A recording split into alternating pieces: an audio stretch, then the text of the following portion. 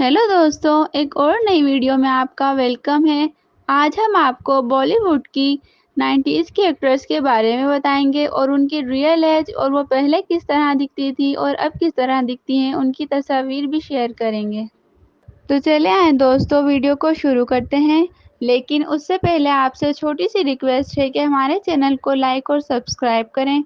शुक्रिया।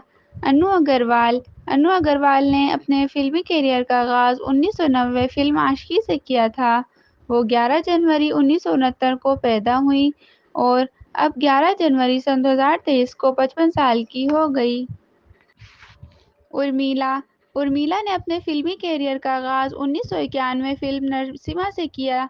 वो 4 फरवरी 1974 को पैदा हुई और इस साल 4 फरवरी सन 2023 को उनकी एज 49 साल हो गई। मनीषा कोइराला ने अपने फिल्मी करियर का आगाज़ फिल्म सौदागर से किया था। वो 16 अगस्त 1970 को पैदा हुई और इस साल 16 अगस्त सन 2023 को 53 साल की हो गई। करिश्मा कपूर ने अपने फिल्मी करियर का आगाज़ फिल्म प्रेम कैदी से 1991 में किया।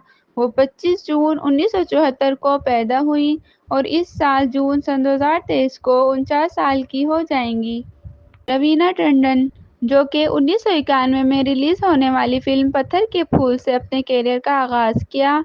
वो 26 अक्टूबर 1972 को पैदा हुई और इस साल 26 अक्टूबर सन 2023 को 51 साल की हो जाएंगी।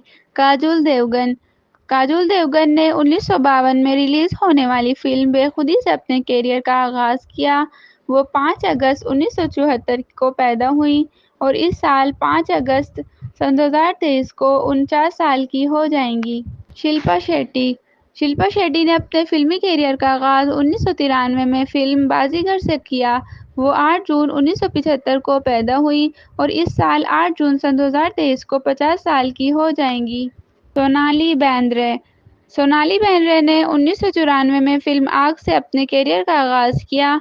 वो 1 जनवरी 1975 को पैदा हुई और इस साल 1 जनवरी सन 2023 को 48 साल की हो गई। तब्बू ने अपने फिल्मी करियर का आगाज़ फिल्म विजय पाथ से किया।